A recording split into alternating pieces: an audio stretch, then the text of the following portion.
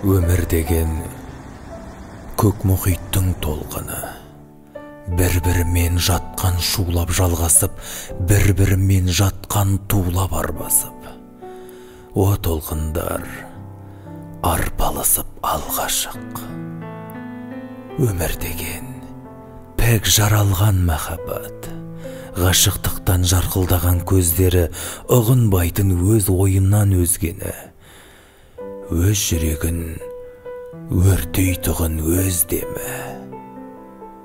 Өмір деген мәңгі гүлдеп жататын құштарлықтың толғағымен көктемі. Ешкім оған қоя алмайды нүктені. Өмір деген сөйлем емес, өйткені